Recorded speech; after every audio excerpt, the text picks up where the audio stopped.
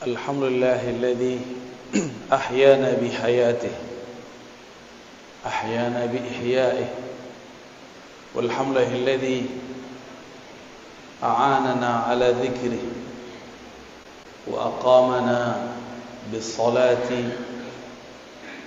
والسلام على حبيبه والحمد لله الذي باسمه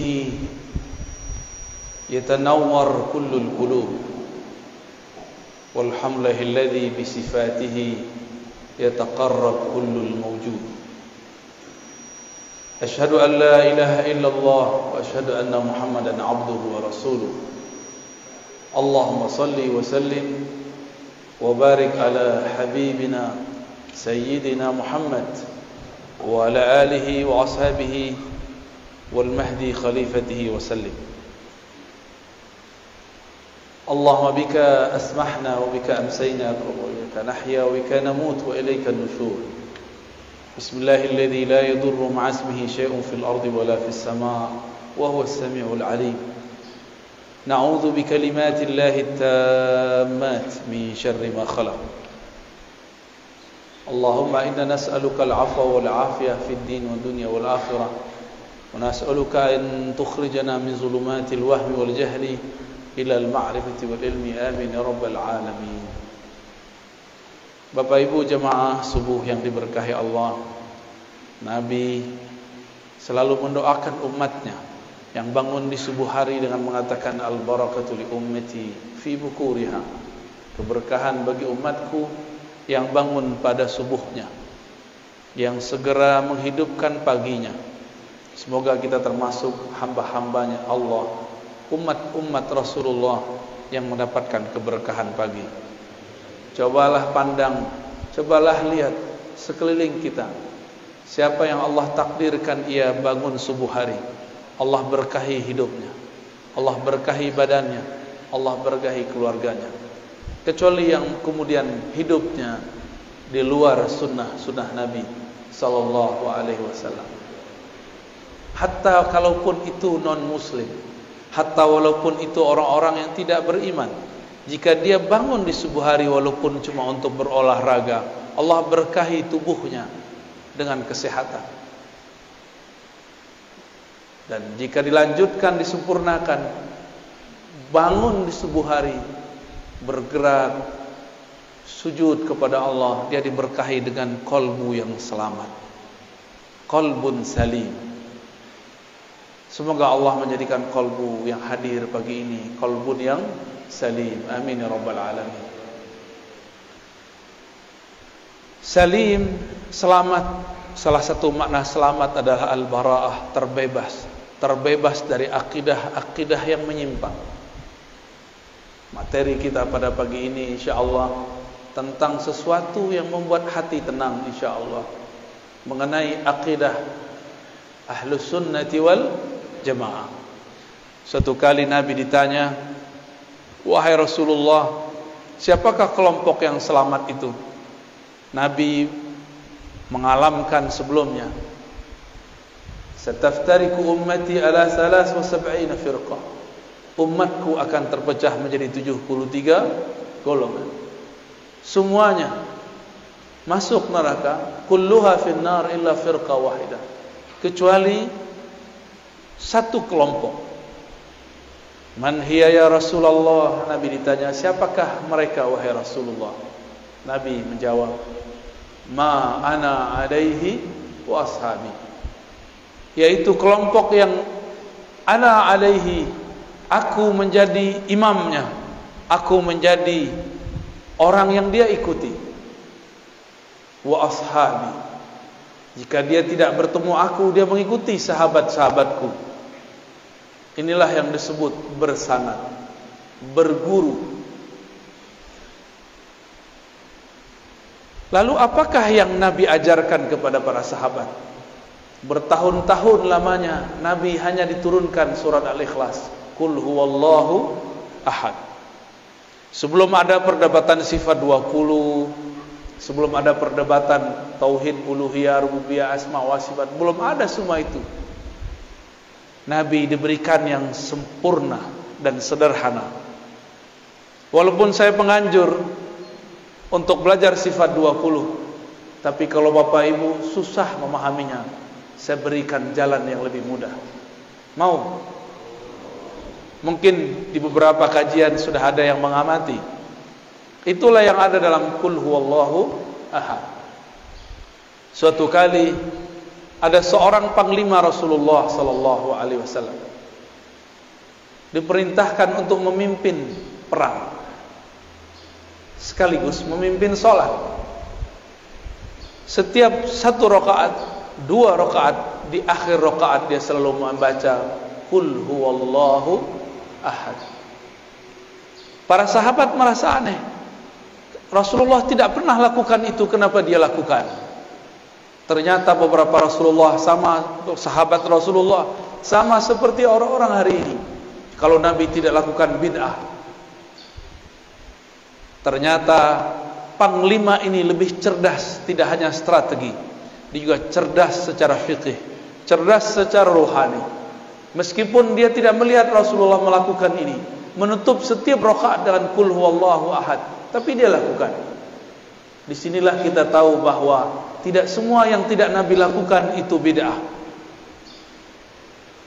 Pulang dari perang, hadis Sahih Bukhari, Kitabut Tauhid, bab tauhid dalam Sahih Bukhari. Sahabat pemimpin panglima perang ini dilaporkan kepada Rasulullah oleh pasukannya, berharap ini pasukan si panglima disidang. Biasa ada karakter sampai saat ini ada yang begitu, suka melapor-laporkan orang, suka mengadu-adu orang. Tapi sahabat yang ini bukan ingin mengadu, ingin mengkonfirmasi benarkah yang dilakukan oleh pemimpinnya. Sampai kepada Nabi, Nabi kemudian bertanya kembali, tanyakan kepada panglimamu, kenapa ia membaca Qul Huwallahu Ahad di setiap rakaat. Jangan tanya kepadaku. Walaupun Nabi secara rohani diberitahu oleh Allah, tapi Nabi tidak berhukum dengan hukum yang sir. Nabi tidak berhukum dengan hukum gaib. Nabi tidak berhukum dengan hukum firasat. Nabi tidak berhukum dengan hukum kasyaf. Nabi berhukum dengan hukum zahir. Tanya sahabatmu, panglimamu, kenapa ia menutup setiap rakaat dengan kulhu? Karena orang ini mau cari tahu, maka Nabi SAW langsung berikan dia tugas.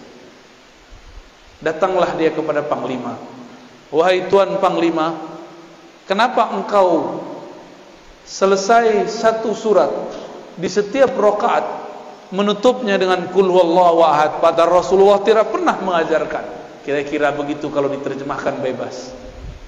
Apa jawaban orang ini?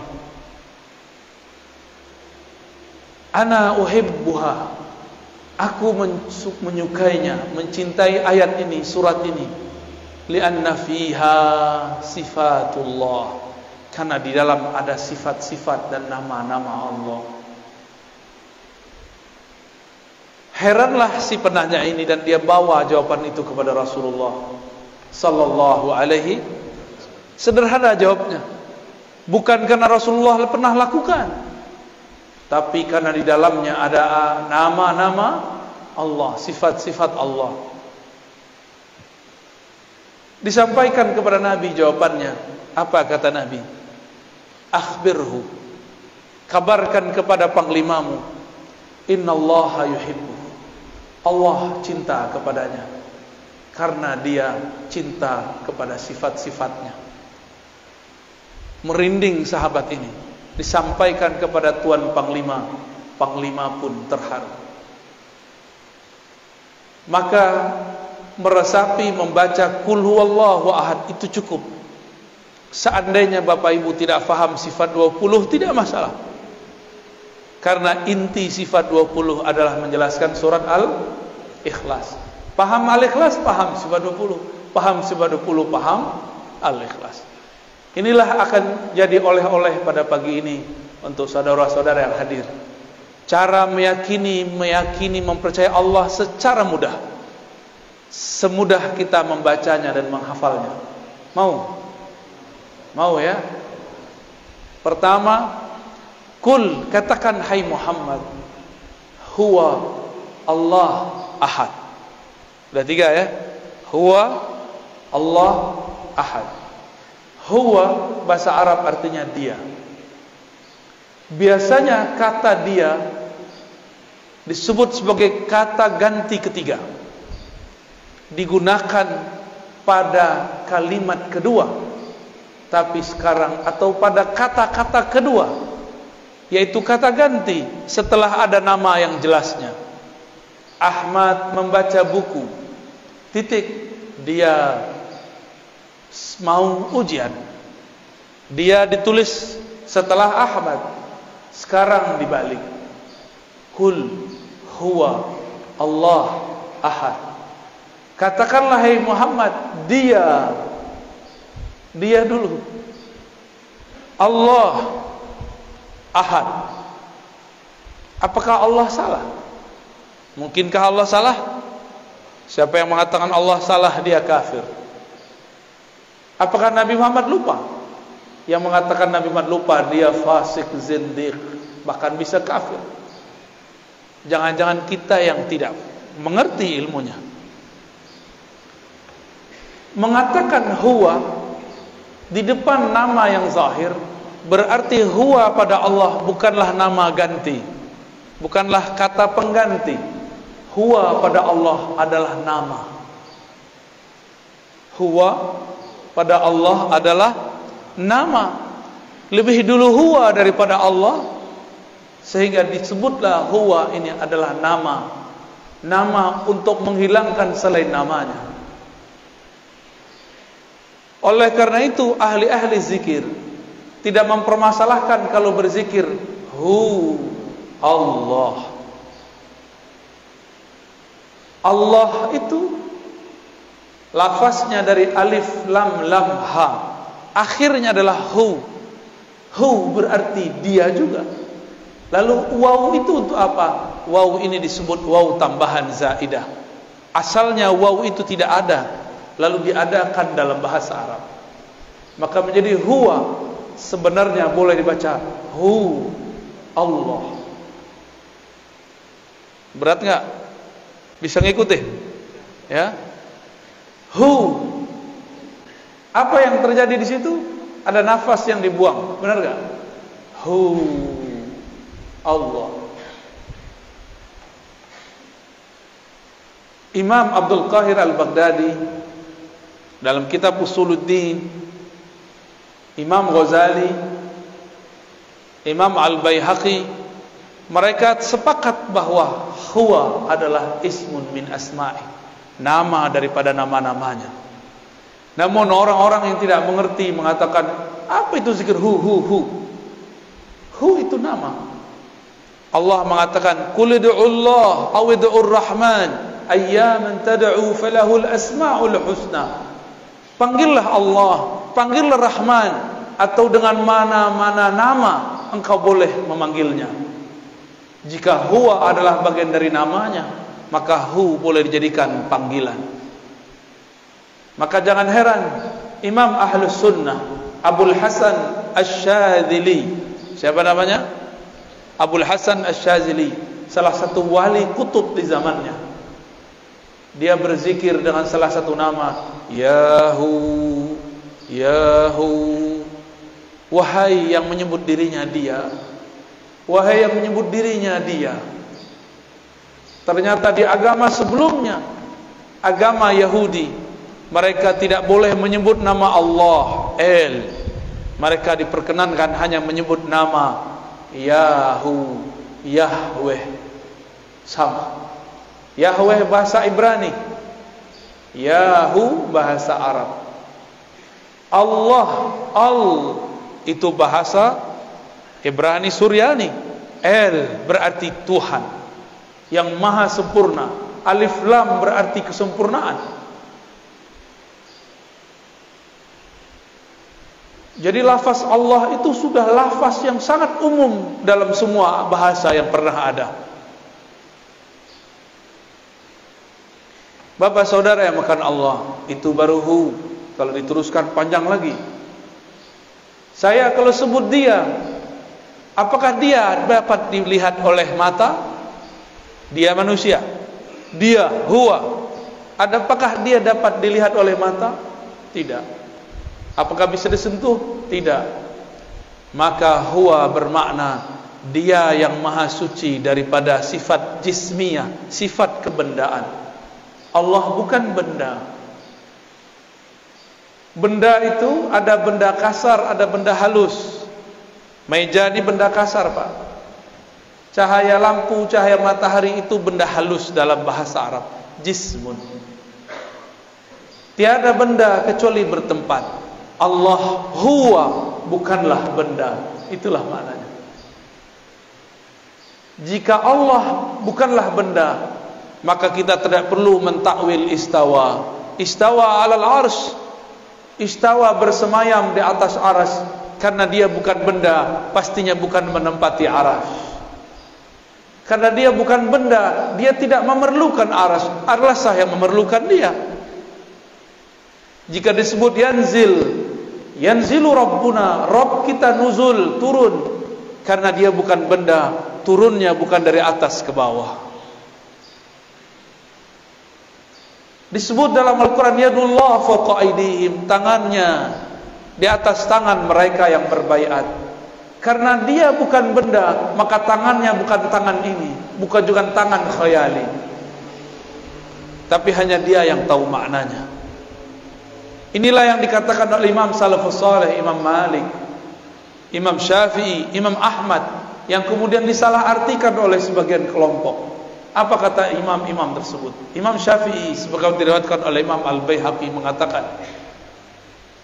ala ma aradahu Allah wa rasuluh. Istiwa, nuzul, yadun, tangan dan lain sebagainya sesuai dengan yang Allah maksud, bukan yang engkau maksud. Apa maksud Allah? Ada yang tahu? Allah merahasiakannya, membayangkannya sama dengan membayangkan zatnya. Dan itu adalah akidah yang batil. Ada orang bilang jangan bayangkan zat Allah, tapi dia membayangkan Allah duduk tanpa sengaja. Jangan bayangkan Allah, tapi dia tanpa sengaja membayangkan Allah turun dari aras ke bumi. Berarti dia main-main dengan kata bayang, membayangkan. Jika Allah itu bukan benda, bisakah dipikirkan? Gak bisa dipikirkan. Dia hanya bisa dirasakan. Berat gak? Baru pagi-pagi udah digoreng nih otaknya nih. Tapi ruhnya seneng, Pak. Makanya gak tidur kan? Padahal ngantuk tuh. Itu jiwanya senang sekali tuh. Ini yang aku cari. Baru huwa Allah. Allah itu ada alif lam pada Allah. Itu artinya Sang Maha Sempurna, pemilik semua kesempurnaan. Sang Maha Indah, pemilik semua keindahan.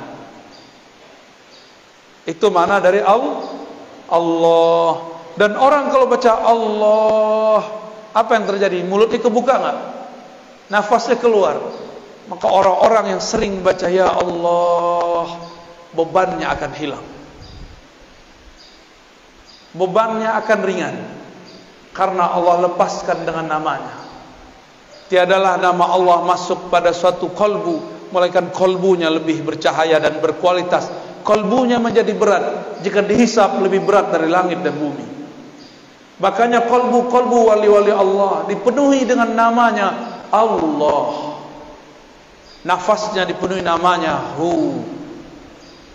Maka tiada lagi dalam diri orang ini, dari nafas sudah ada Hu, dalam darahnya sudah ada Allah, lafaz Allah. Kalau demikian, maka syaitan tidak dapat mengganggunya. Meskipun tubuhnya bisa dikuasai, tapi kolbunya menjadi singgasana Allah Subhanahu wa ta'ala.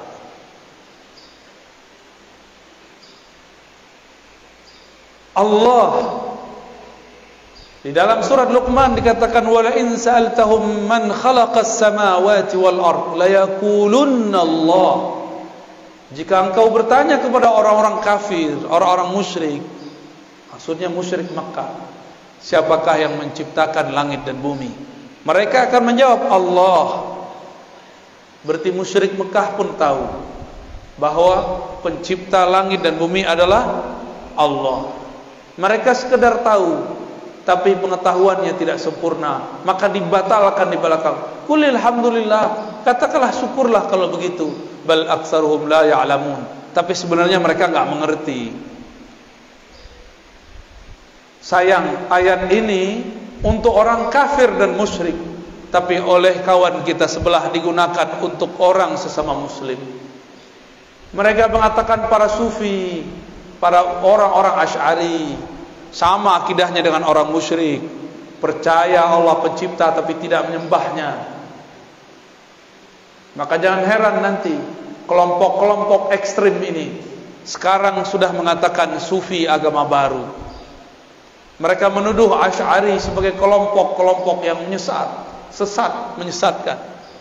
Mereka akan menyebut selain kelompok dia sesat, padahal mereka kelompok kecil tapi suaranya sangat berisik.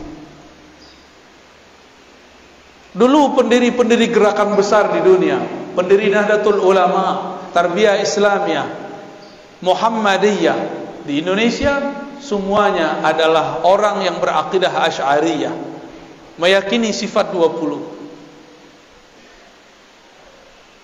Pendiri Wasliyah, Al-Khairat, NW Nahdlatul Watan, Matali'ul Anwar, semuanya berakidah Asy'ariyah. Ahlus Sunnah wal, tiba-tiba mereka sekarang bilang Asy'ari bukan Ahlus Sunnah. Al-Azhar Ahlus Sunnah, Asy'ariyah, langsung ditulis. Ulama habaib di Yaman, Hadramaut, Al-Habib Umar, Al-Habib Al-Adni, semuanya berakidah Ahlus Sunnah Asy'ariyah. Guru saya Syekh Taufik Al-Buti punya ayah Muhammad Ramadan Al-Buti, Muhammad Sa'id Ramadan Al-Buti, akidahnya pun Ahlus Sunnah. Syekh Wahbah Zuhaili ahli fikih abad ini yang baru saja wafat, beliau juga Ahlus Sunnah. Guru kami Syekh Badi Sayyid Al-Laham mengatakan jika ada orang mau buat mazhab zaman ini, Wahbah Zuhailah imamnya, tapi dia tidak mau buat mazhab baru. Tapi tiba-tiba datang sekelompok mengatakan Asy'ari bukan Ahlus Sunnah, tapi suaranya berisik, ya. Seakan-akan dia lebih mengerti akidah Asy'ariyah daripada kita. Bahkan beberapa ustadz mereka sudah mulai terang-terangan di YouTube, di Facebook mengatakan Asy'ariyah firqatun dhallah, Asy'ari kelompok yang sesat. Di Malaysia sama, mereka sudah mulai muncul.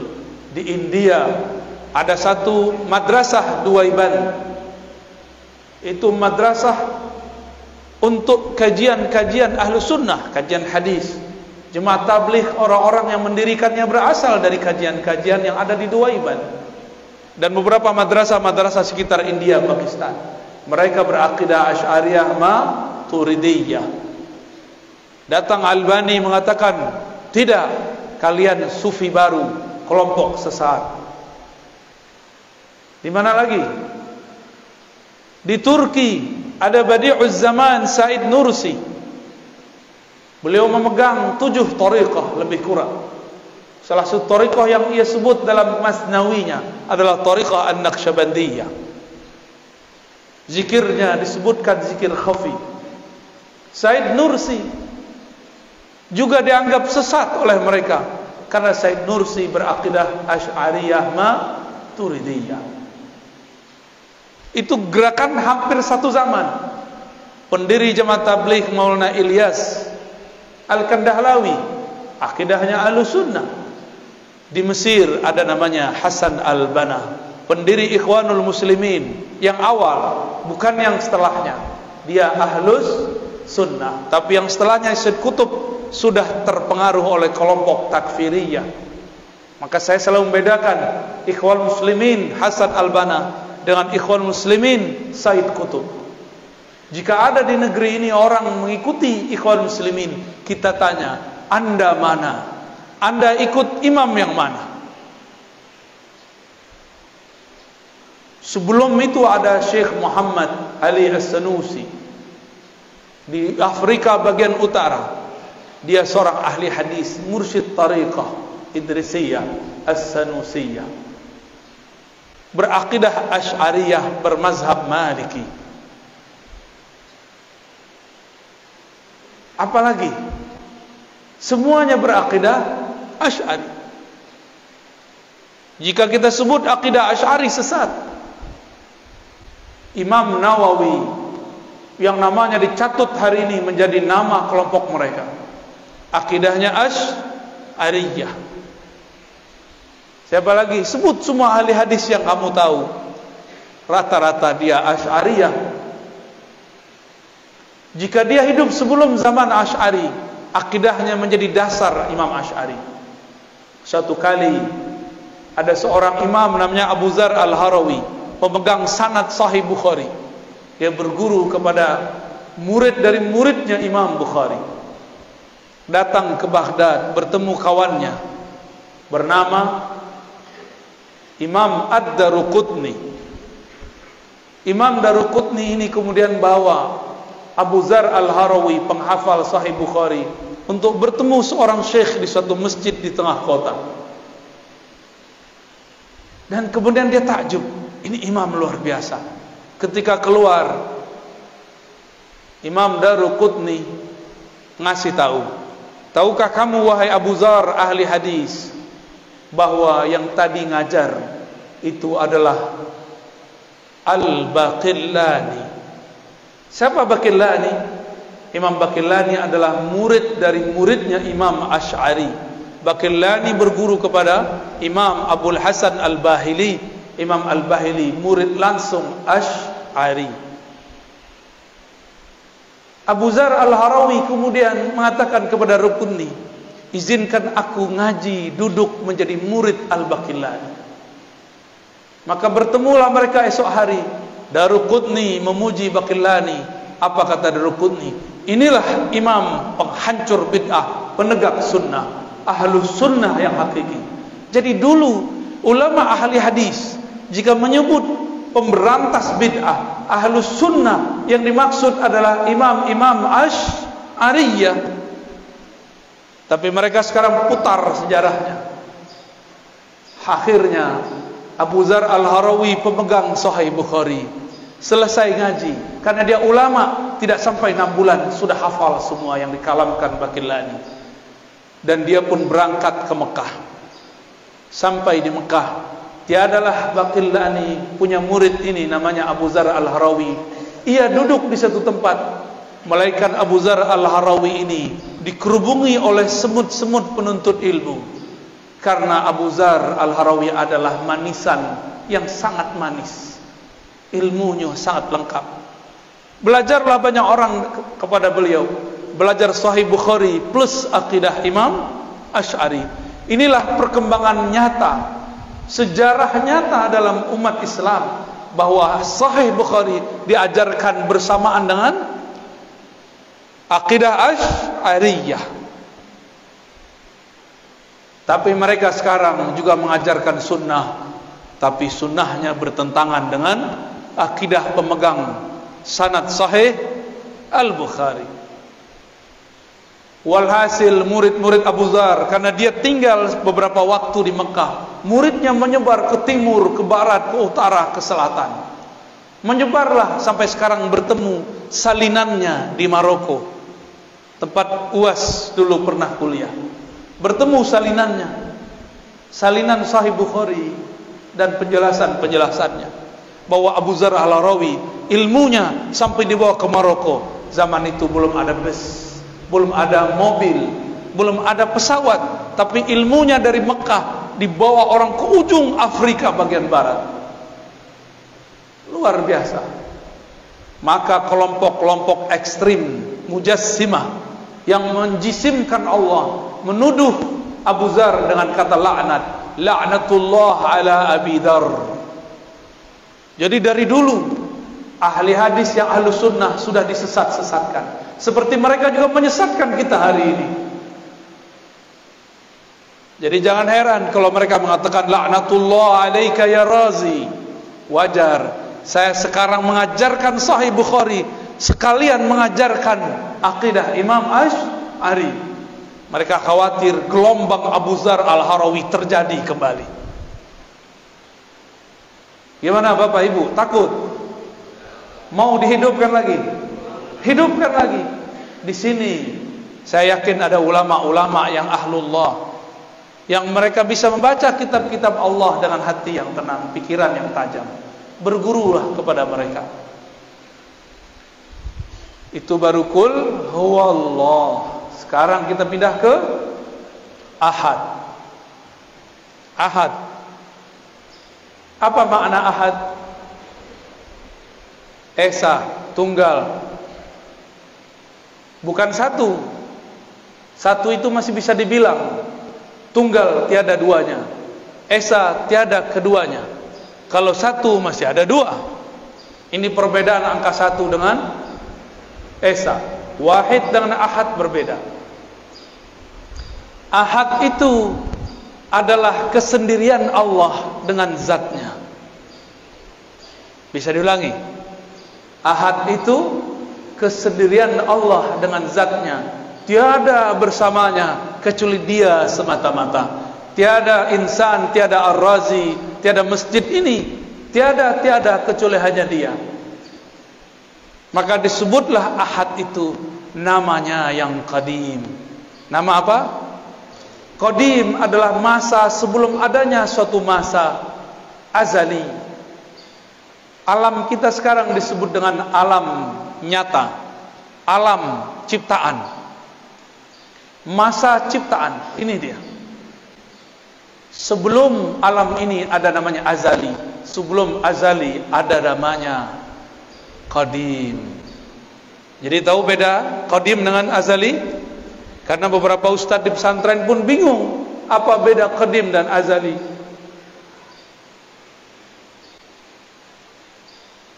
Allah itu qadim, sebutannya ahad, hanya Dia sendiri. Qadim berarti ma la yasbikuhu ahadun, ma la yasbikuhu adamun. Allah yang tidak pernah tidak ada. Tidak pernah tidak ada.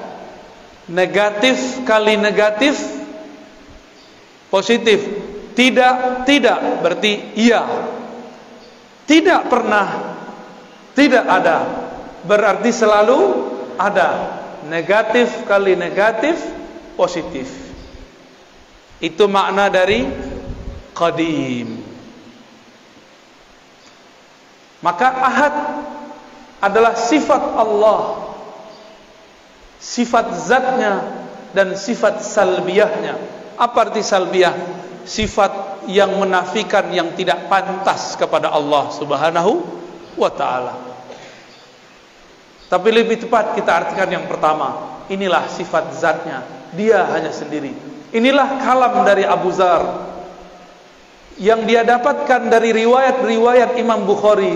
Imam Bukhari dapat dari Abu Musa Al-Asy'ari, kakek dari Imam Asy'ari. Abu Musa Al-Asy'ari radhiyallahu anhu bertanya, "Wahai Rasulullah, kaifa kana Rabbuna?" Bagaimanakah sebenarnya hakikat Tuhan kita? Jadi memang wajar Imam Asy'ari kemudian jadi imam ahli akidah karena kakeknya dulu bertanya akidah. Jadi genetik DNA itu memang suatu hal yang sangat normal. Jangan-jangan Bapak Ibu ini jadi orang soleh sekarang karena doa orang terdahulu. Jangan sok soleh dulu. Jangan-jangan ini berkah dari mereka. Alhamdulillah. Doakan mereka. Maka kita selalu mengatakan Allahumma ighfir lana wa li abaina wa ummahatina. Ya Allah, ampunkan kami dan kakek-kakek kami, orang tua kami, nenek-nenek kami, ibu-ibu kami. Siapa tahu berkah doa mereka kita bisa bangun subuh pagi ini. Alhamdulillahi rabbil alamin. Abu Musa bertanya, mengagetkan tentunya. Tapi bagi Rasulullah girang. Kenapa? Ada sahabatnya yang bertanya yang canggih. Nabi jawab, kana Allah wa la syai'a ma'ah. Itulah makna ahad. Kana Allah, Allah ada. Kana itu bentuk lain daripada kana kainan, kana maujudan. Dia ada. Disitulah muncul kata wujud, ada dalam hadis, tapi tersirat.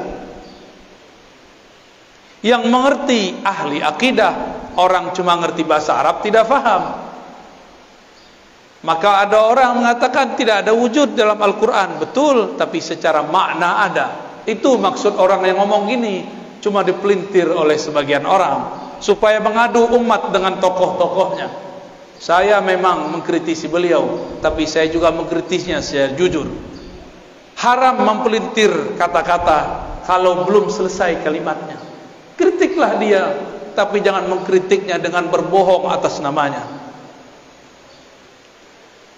Apa kata Nabi? Kana Allah wa la syai'a ma'ah. Dia ada, tiada satupun bersamanya.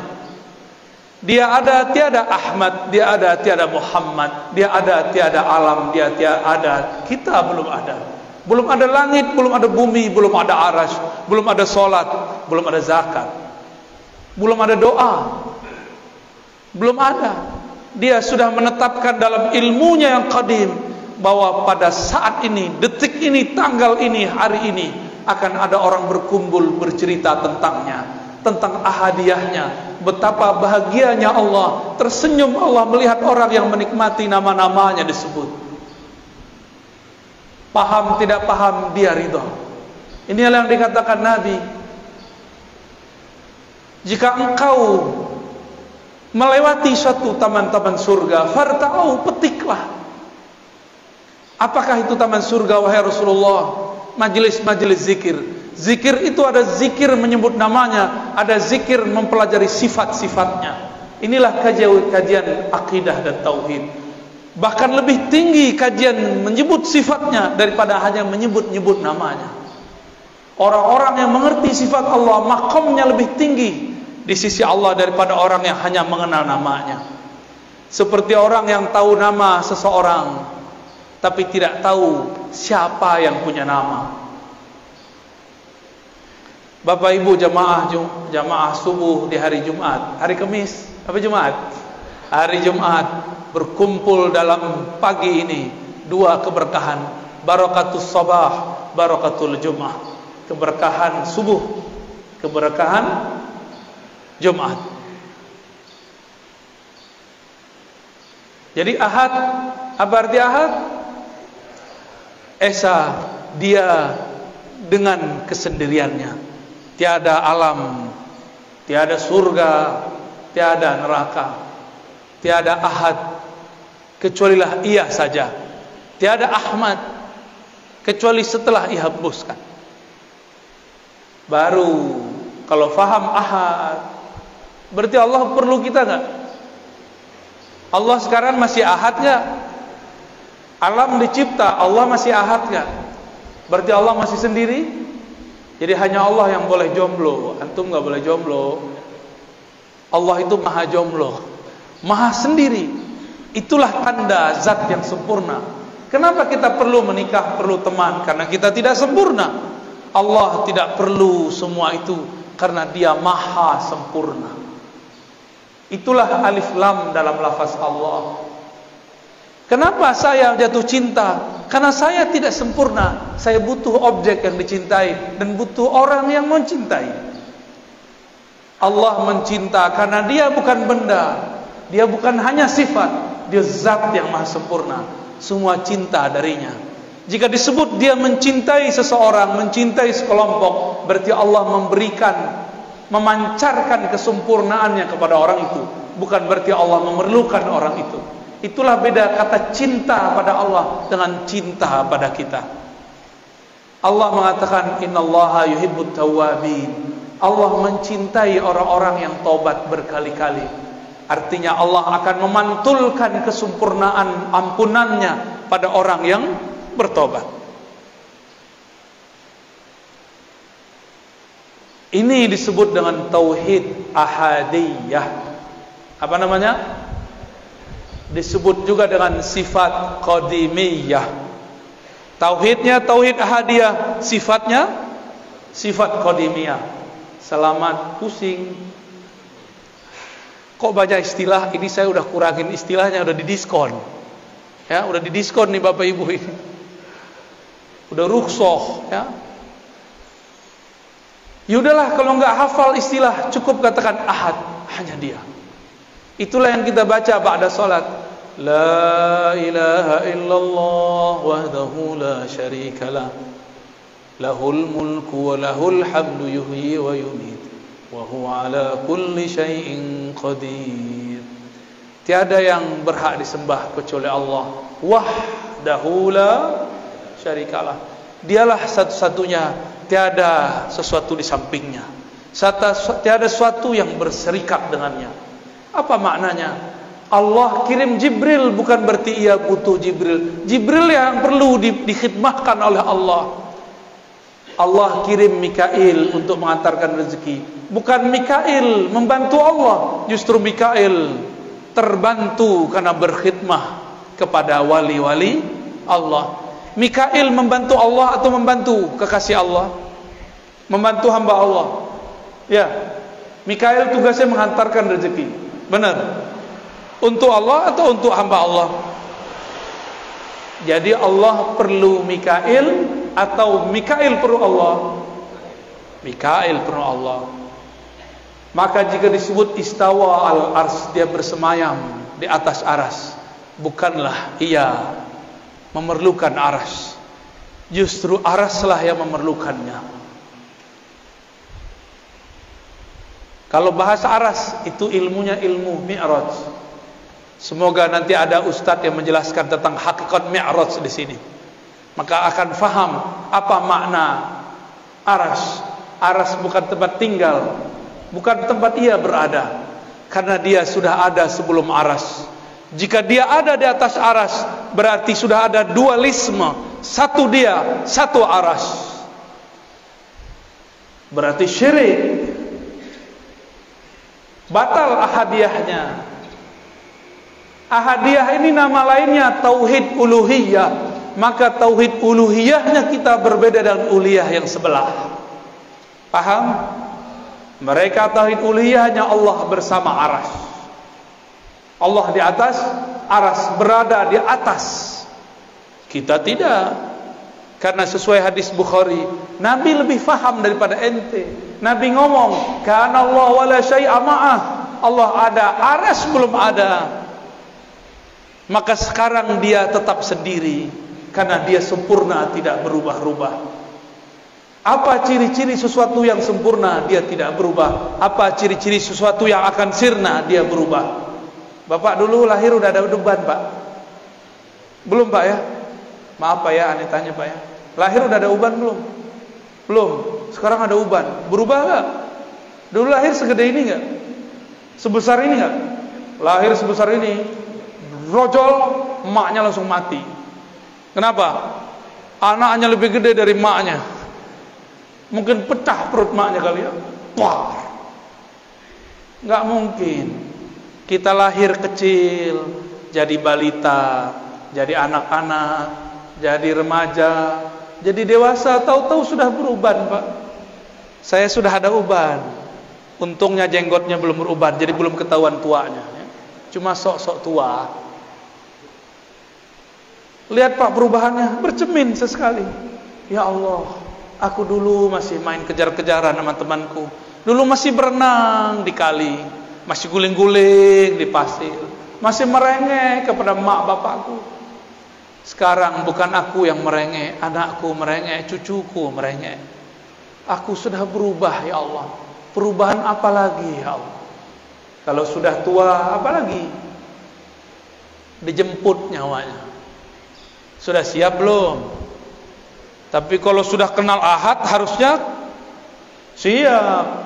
Walaupun amal belum banyak, cukup katakan ya Allah, modalku satu, kul huwallahu ahad. Selamat Pak.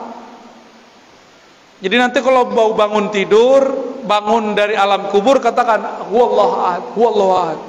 Malaikat bingung mau hisab. Ini orang udah sakar, udah mabuk berallah, bertuhan. Udahlah, biarin tidur aja lah ya. Temannya Allah, katanya. Ahlullah, aulia Allah. Maka biasakan sebelum tidur baca qul huwallahu ahad. Biasakan bangun tidur baca Allahu ahad. Biar bangun tidur itu, kalau bangunnya nanti bukan di bumi ini, tapi bangunnya di alam barzakh, malaikat penunggu di alam barzakh hormat kepada kita. Wow, ada panglima, ada jenderal wali-wali Allah masuk ke tempat kita. Ayo kita sambut. Mau tidur wajib baca qul, bangun baca Allah ahad, Allah ahad, baru baca doa. Ya. Bapak nggak percaya nanti protes kalau udah meninggal ya. Gimana cara protesnya? Bisa Pak, datangin saya lewat mimpi. Kalau diizinin, biasanya nggak diizinin Pak. Cukup kata malaikat. Malaikat mau nanya, man rabbuka? Kita udah bilang Allah ahad, Allah ahad, Allah ahad, Allah ahad. Bingung malaikat mau nanya, ilmunya lebih tinggi dariku, kata malaikat. Ntar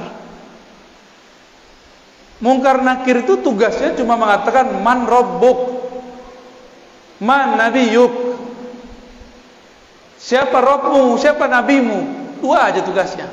Tapi sebelum itu lamanya bukan main. Antara dia dimatikan dan dia dikuburkan, dari dikuburkan sampai ditanya man rabbuka, lamanya bukan main.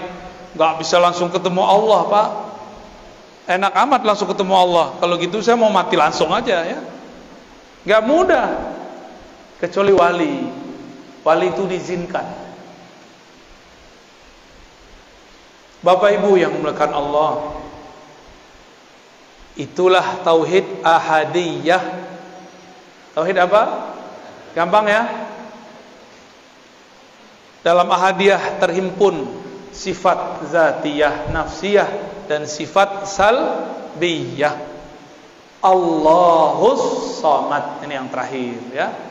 Tapi sebenarnya kalau diterusin masih banyak tuh, ada 3 ayat lagi ya. Allahus Samad, Allah lah tempat semua makhluk bergantung. As-Samad inilah sifat ma'ani, disebut tauhid samadiyah. Itulah yang disebut ilmun hayat sama basar ya. Kalam, qadir, yani kudrah, iradah, itu dia di Samad. Allahus Samad artinya semua dari kita, bahkan satu helai di tubuh kita memerlukan campur tangannya. Yang menumbuhkan rambut Allah atau kita? Yang mengedipkan mata kita apa Allah? Yang mendenyutkan jantung Allah apa kita? Beneran? Coba kedipin matanya. Ting. Tuh, nggak kedip. Kedipin matanya, Pak. Bisa? Tuh, jadi kaku kan? Selama ini antum sadar atau tidak mata berkedip? Nggak sadar kan? Itu yang sadar Allah. Jadi kita udah lupa sama mata kita, Allah nggak lupa untuk menggerakkan mata kita. Coba tanya dokter, kalau mata nggak kedip gimana? Rusak mata kita. Ingat nggak Pak jantungnya denyut, berdetak? Nggak ingat. Kita nggak sempet hatta tanya tuh dokter, Pak dokter, Bu dokter, kamu ngurus jantungmu nggak? Bilang ke jantungmu, tung, berdenyut yang biasa dong. Pas ketemu kekasih, dia deg-degan, duh. Kita ngomong ke jantung, tung, yang tenang, tung. Gak bisa, dia bergerak terus. Karena bukan kitalah yang mendenyutkan satu denyutan dalam jantung. Allah Subhanahu. Maka kita gak sadar alam yang dalam tubuh ini bergerak. Apakah Bapak Ibu yang mengalirkan darah ke ujung jari, darah ke ujung rambut, ujung kepala ya, rambut kita kan tumbuh di kepala. Di kepala itu ada darah pastinya. Jika dia tersumbat jadilah uban. Jadi itu udah alarm itu Pak. Bukan nakut-nakutin Pak, emang ini menakutkan ya. Selamat ketakutan. Allahus Samad. Jangankan alam semesta ini, tubuh yang kecil ini 100% semua adalah pancaran dari Samadnya. Maka kita ini tiada hidup kecuali karena Allahus Samad. Dalam As-Samad itu adalah berkata kun. Jika dia berkehendak, dia berkata kun. Dua sifat ini, ahadiyah, samadiyah, itu gabungan jadi sifat 20. Gampang toh? Tuh khatam langsung sifat 20. Cuma detailnya belum. Mahal itu Pak. Mahalnya tidak dapat dibeli, tapi karena sayang dikasih juga. Alhamdulillah Rabbil Alamin. Ya, udah cukup. Cukup lah Pak. Ada pertanyaan? Gak ada ya?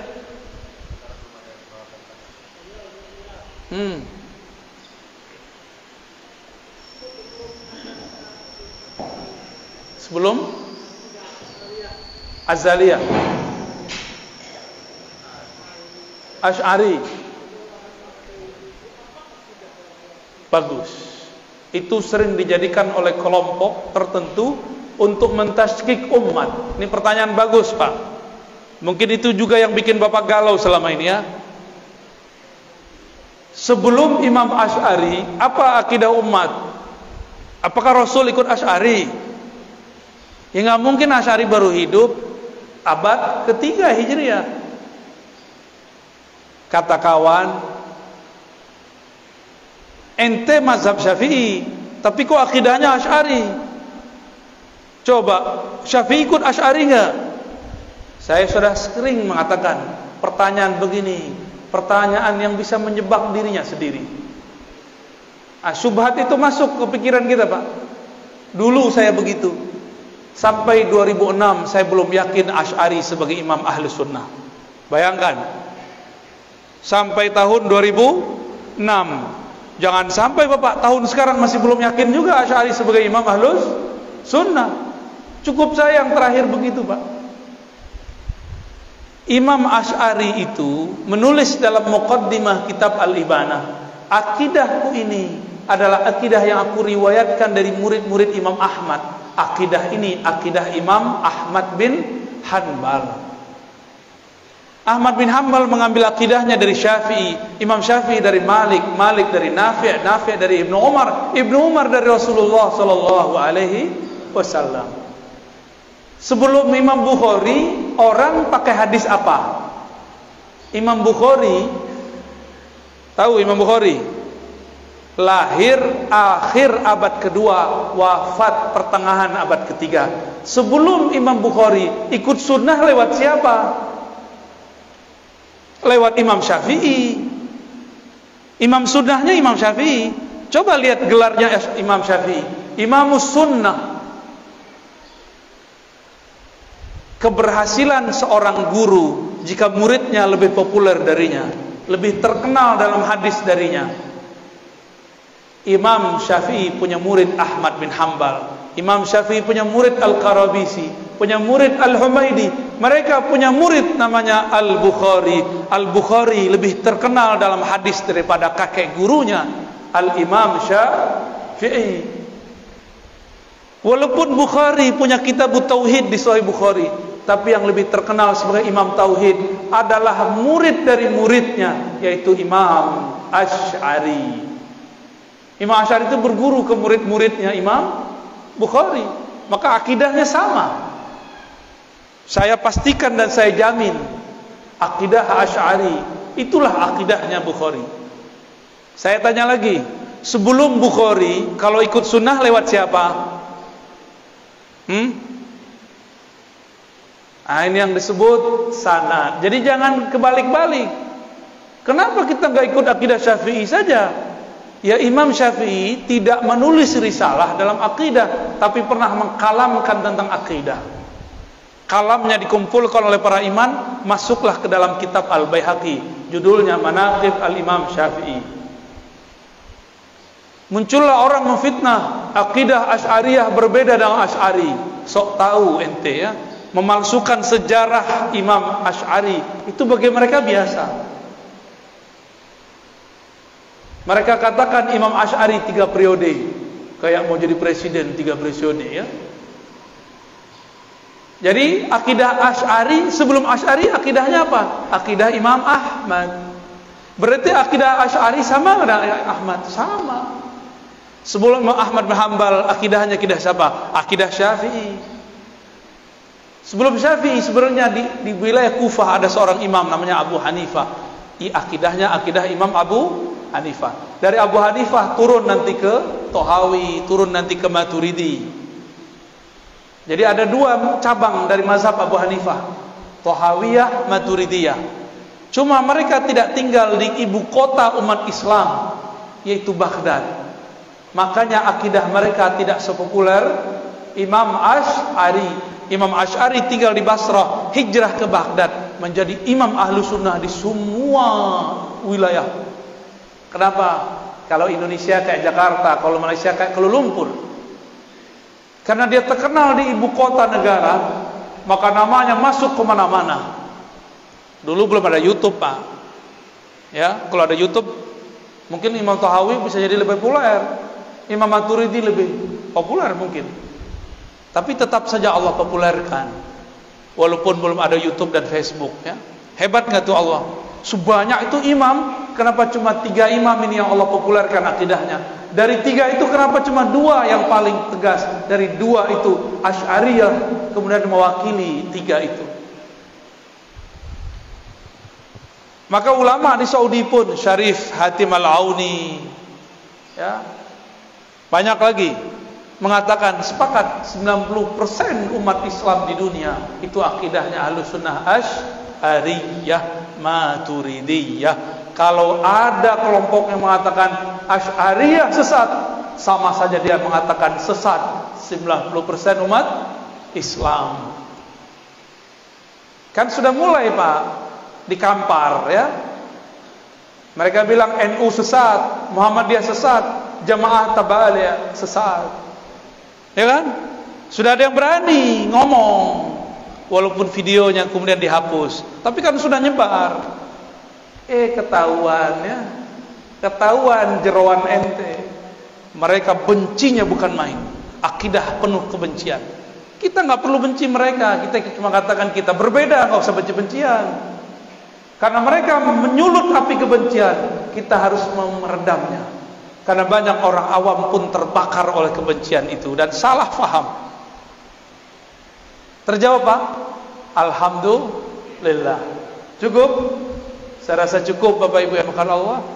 InsyaAllah di waktu duha atau sebelum Jumat nanti kami akan jalan kembali ke Jakarta lewat Pekanbaru. Karena pesawatnya belum boleh ya. Belum ada ya pesawat di sini. Ikut kena corona dia ya. Semoga yang hadir di sini semua akidahnya diterima di sisi Allah.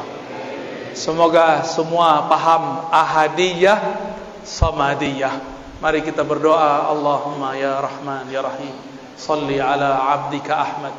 Ya Allah, sampaikan salam rindu kami, cinta kami kepada baginda Nabi Ahmad, Nabi Muhammad.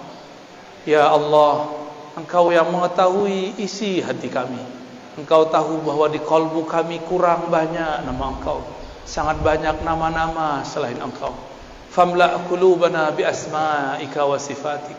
Maka pagi ini ya Allah, di pagi penuh berkah ini ya Allah, dengan keberkahan namamu Ahad Samad, dengan kemuliaan surat Qul Huwallahu Ahad, maka berikan cahaya di kalbu kami, cahaya namamu Al-Ahad, cahaya namamu As-Samad. Ya Allah, bi ahadiyatik, dengan kekuatan ahadiyahmu, hidupkan kami dalam tauhid yang benar. Ya Allah, matikan kami jika Engkau cabut nyawa kami dengan tauhid yang sempurna. Bangkitkan kami di alam kubur, di padang mahsyar dengan tauhid yang luar biasa. Selamatkan kami dalam mizan, selamat kami dalam hisab, selamatkan kami menyeberangi sirat, selamatkan kami dari siksa neraka-Mu dengan Ahad, dengan samad. Allahumma ya ahad ya samad, salli ala sayyidina Muhammad. Allahumma ya ahad ya samad, salli ala al-mahdi khalifatika ya ahad. Ya Allah, jika Kau panjangkan umur kami, jadikan kami orang-orang yang berjuang dengan Imam Al-Mahdi yang sebenarnya. Jaga kami dari kesesatan-kesesatan Al-Mahdi palsu. Ya Allah, jaga kami, keturunan kami dari fitnah akhir zaman. Kuatkan kalbu kami, bimbinglah kami, wafatkan kami, keluarga kami, kekasih-kekasih kami, kawan-kawan kami, tetangga-tetangga kami, kawan salat kami, dalam namamu ya Allah, ya Ahad, ya Allah, ya Samad, ya Allah, la ilaha illallah, la ilaha illallah, la ilaha illallah, Muhammadur Rasulullah sallallahu alaihi wasallam. Rabbana atina fid dunya hasanah wa fil akhirati hasanah wa qina adzabannar. Ya Allah, jadikan kami bahagia denganmu di dunia dan di akhirat. Waqtim lana bi husnil khatimah, tutup kami dengan husnul khatimah. Wa sallallahu ala nabiyyina Muhammad walhamdulillahi rabbil alamin. Semoga semua diberkahi Allah, tidak perlu salaman, tidak perlu foto-foto, cukup salaman dengan qalbu ya. Assalamualaikum warahmatullahi wabarakatuh.